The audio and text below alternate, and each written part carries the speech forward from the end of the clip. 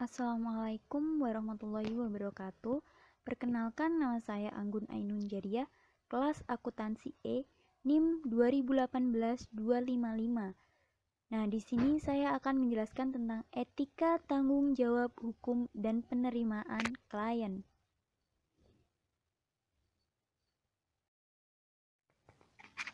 Prinsip dasar etika profesi.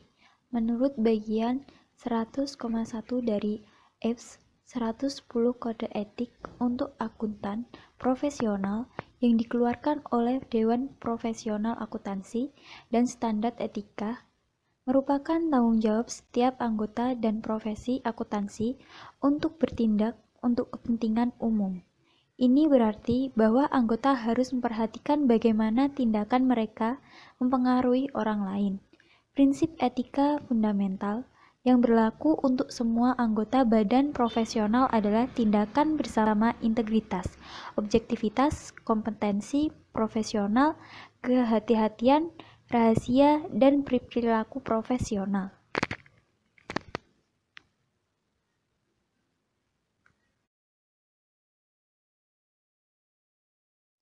Berikut ini prinsip etika fundamental yang berlaku untuk semua anggota badan profesional. Yang pertama, integritas, mengacu pada kewajiban bahwa semua anggota badan profesional berterus terang dan jujur. Yang kedua, objektivitas, mengacu pada kewajiban bahwa semua anggota badan profesional tidak mengizinkan perasaan pribadi mereka atau prasangka untuk mempengaruhi penilaian profesional mereka. Anggota harus tidak memihak dan tidak membiarkan konflik kepentingan atau pengaruh orang lain untuk mengganggu proses keputusan mereka. Ketiga, kompetensi profesional dan kehati-hatian. Kompetensi profesional dan kehati-hatian mengacu pada kewajiban yang dipertahankan oleh semua anggota pengetahuan dan keterampilan mereka pada tingkat yang dibutuhkan oleh badan profesional. Keempat, kerahasiaan. Kerahasiaan mengacu pada kewajiban yang dilarang oleh semua anggota badan profesional BAB 2 etika, tanggung jawab hukum, dan penerimaan klien 49 mengungkap informasi kepada orang-orang di luar tempat kerja mereka yang dipelajari sebagai hasil dari pekerjaan mereka. Anggota harus menjaga kerahasiaan termasuk dalam lingkup sosial. Perilaku profesional. Perilaku profesional mengacu pada kewajiban yang dipatuhi oleh semua anggota badan profesional, aturan dan regulasi, dan memastikan bahwa mereka tidak merusak reputasi profesi. Anggota harus jujur dalam mempresentasi mereka kepada klien saat ini dan calon klien. Anggota tidak boleh mengklaim dapat memberikan layanan yang tidak dapat mereka berikan.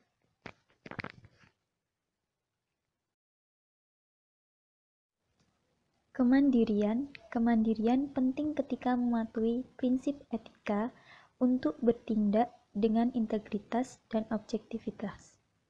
Independen adalah fundamental untuk setiap audit dan harus ditaati oleh setiap terdaftar auditor perusahaan. Auditor eksternal sering disebut sebagai auditor independen yang menyoroti pentingnya independensi dalam setiap perkataan audit. Laporan keuangan harus relevan, andal, sebanding, dapat dimengerti, dan benar, serta adil. Ada dua bentuk kemerdekaan. Yang pertama, kemandirian pikiran adalah kemampuan untuk bertindak dengan integritas, objektivitas, dan skeptisisme profesional. Ini adalah kemampuan untuk membuat keputusan yang bebas dari bias, keyakinan pribadi, dan tekanan klien. Kemandirian pikiran juga disebut sebagai kemerdekaan yang sebenarnya. 2. Kemandirian dalam berpenampilan adalah keyakinan bahwa kemandirian pikiran telah tercapai. Ini tidak cukup bagi auditor untuk menjadi mandiri. Mereka juga harus terlihat mandiri auditor harus mempertimbangkan tindakan mereka dengan hati-hati dan memastikan tidak ada yang dilakukan untuk memprovokasi mereka. Kemandirian baik pikiran maupun penampilan. Kemandirian dalam penampilan juga disebut sebagai kemerdekaan yang dirasakan.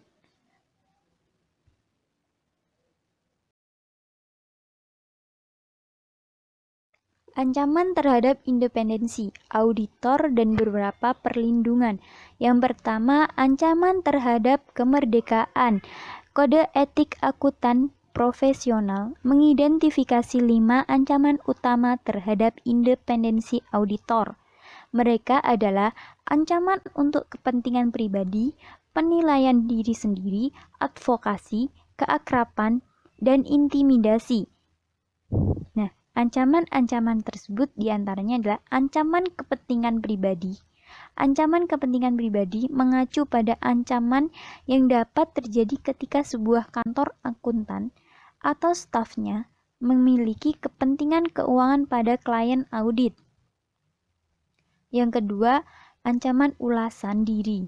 Ancaman meninjau diri sendiri mengacu pada ancaman yang dapat terjadi ketika tim jaminan perlu membentuk opini pada pekerjaan mereka sendiri atau pekerjaan yang dilakukan oleh orang lain di perusahaan mereka. Yang ketiga, ancaman keakraban. Ancaman keakraban mengacu pada ancaman yang dapat terjadi ketika hubungan dekat dan berkembang antara firma asuransi dan klien, atau antara anggota tim asuransi dan direktur atau karyawan klien. Nah, selanjutnya pengamanan kemerdekaan, yaitu terdiri dari perlindungan yang dibuat oleh profesi, undang-undang, atau peraturan. Yang kedua, perlindungan yang dibuat oleh klien. Mereka biasanya menerapkan mekanisme tata kelola perusahaan yang sesuai, seperti pembentukan kompetensi audit. Nah, yang ketiga, pengamanan yang dibuat oleh firma akuntansi. Mereka memiliki kebijakan dan prosedur untuk memastikan kualitas layanan mereka, dan mereka memberikan pendidikan berkelanjutan untuk staf mereka. Kebijakan dan prosedur tersebut. Perusahaan memiliki penerimaan klien, prosedur lanjutan untuk memastikan bahwa mereka mengidentifikasi setiap ancaman terhadap kemerdekaan secara tepat waktu.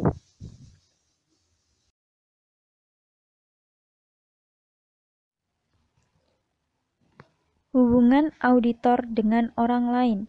Auditor eksternal memiliki tanggung jawab untuk memberikan pendapat atas kebenaran dan kewajaran atau penyajian wajar dari laporan keuangan yang disiapkan oleh kliennya.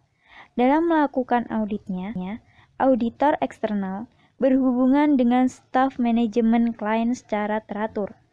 Auditor pemegang saham laporan audit ditunjukkan kepada pemegang saham perusahaan yang diaudit. Artinya, pemegang saham diakui sebagai penerima utama laporan keuangan dan laporan terlampir. Pemegang saham mengandalkan laporan audit dan pendapat yang terkandung di dalam untuk memberitahu mereka tentang keadaan informasi yang diberikan oleh manajemen perusahaan mereka dalam laporan keuangan. Audit dan Dewan Direksi. Dewan Direksi mewakili pemegang saham mengawasi aktivitas perusahaan dan pengelolaannya. Ini adalah peran dewan untuk memastikan bahwa perusahaan dijalankan demi keuntungan pemegang saham. Tanggung jawab direksi untuk memastikan bahwa laporan keuangan disusun sehingga memberikan pandangan yang benar dan adil. Audit dan komite audit. Komite audit yang efektif akan meningkatkan independensi fungsi audit eksternal. Sebuah audit komite bertindak atas nama seluruh dewan direksi untuk memastikan bahwa laporan keuangan benar dan adil. Dalam auditor eksternal memiliki akses ke semua catatan dan bukti lain yang diperlukan untuk membentuk opini mereka. Audit dan auditor internal. Peran audit internal ditentukan oleh pihak yang bertanggung jawab atas tata kelola, idealnya komite audit. Peran fungsi audit internal dijelaskan pada bab 1, The Auditor External, memandang fungsi audit internal sebagai bagian dari perusahaan yang diaudit, dan dengan demikian fungsi audit internal tidak pernah bisa sepenuhnya independen dari perusahaan ke perusahaan lain. Namun, jika sebuah perusahaan memiliki fungsi audit internal yang efektif, audit eksternal dapat mempertimbangkan untuk didomestifikasi sifat internal dan efek di waktu prosedur mereka mengurangi luas pengujian audit mereka. Karakteristik tersebut dijelaskan berikut ini. Objektivitas, kompetensi teknis, karena peran profesional, komunikasi.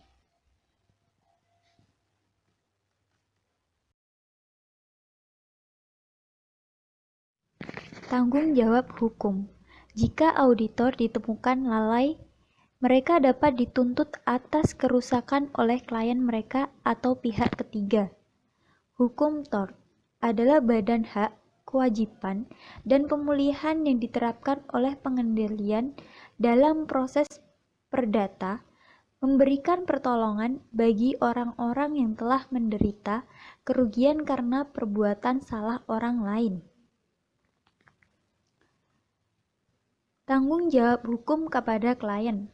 Pertama, klien harus membuktikan bahwa auditor berhutang kewajiban perawatan kepada mereka. Seorang klien dapat membangun bahwa auditor berhubungan kepada mereka. Tugas hati-hati baik menggunakan tort, kelalaian, atau hukum kontrak. Di bawah kelalaian, klien harus membuktikan bahwa auditor gagal dalam kinerja mereka dengan menjadi ceroboh dan melanggar tugas perawatan mereka. Beberapa kasus terpenting sekarang yang dijelaskan dari kasus tanggung jawab hukum kepada klien. Yang pertama adalah pada London dan General Bank. Yang kedua, Kingdom Cotton Mill. Yang ketiga, penerima Pasifik. Yang keempat, laporan Komisi Kerajaan. Yang kelima, Central Corporation Group. Kelalaian adalah perilaku yang ceroboh atau tidak disegani dan melanggar tugas perawatan. Kelalaian kontributif. Kasus ini melibatkan kelemahan dalam pengendalian internal mengakibatkan terjadinya kerugian signifikan yang ditimbulkan oleh awal. Hakim dalam kasus ini menemukan bahwa manajemen perusahaan bertanggung jawab untuk menerapkan sistem memadai pengendalian internal.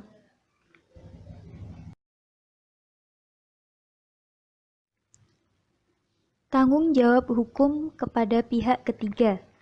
Menetapkan bahwa auditor memiliki kewajiban perhatian kepada pihak ketiga tidaklah mudah.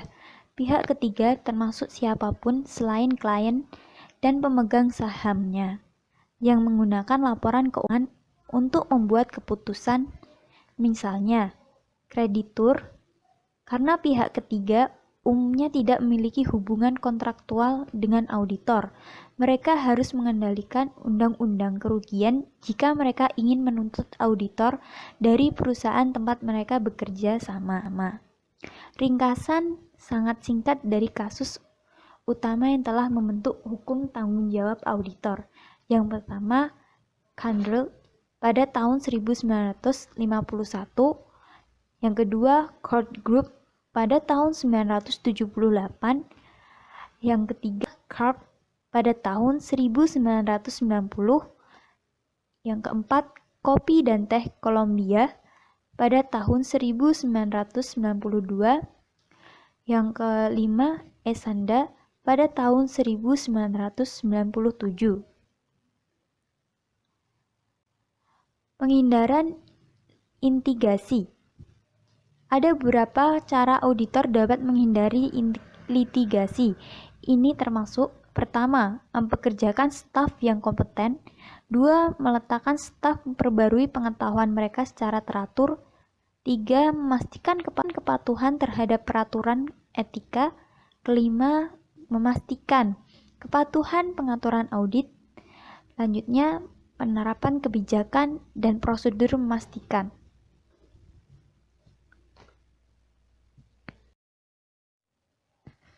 Penerimaan dan kelanjutan klien keputusan.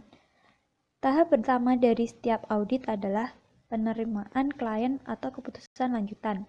Sedangkan keputusan untuk mengambil pada klien baru lebih rinci daripada keputusan untuk melanjutkan dengan klien yang sudah ada. Mereka memiliki banyak pengaruh umum. Adapun langkah pertama melibatkan penilaian integritas klien. Saat menilai integritas klien, auditor akan dipertimbangkan. Pertimbangannya diantaranya adalah reputasi klien, manajemen direktur, pemangku kepentingan utamanya, alasan yang diberikan untuk perpindahan firma audit, sikap klien terhadap exposure dan manajemen resiko, sikap klien terhadap penerapan dan pemeliharaan pengendalian internal, kesesuaian interpretasi klien tentang aturan akuntansi, kesediaan klien untuk memberi auditor akses penuh ke informasi yang diperlukan, sikap klien terhadap biaya audit, dan kesediaannya untuk membayar jumlah yang wajar. Nah, selain itu, perlunya komunikasi dengan auditor yang sebelumnya. Selain itu, sebelum menerima klien baru, pertimbangan harus diberikan untuk segala ancaman terhadap kepatuhan dengan prinsip dasar etika profesi, yaitu adalah integritas, objektivitas, kompetensi, profesional, dan kehati-hatian, kerahasiaan, serta perlu berperilaku profesional. Cukup sekian penjelasan dari saya. Wassalamualaikum warahmatullahi wabarakatuh.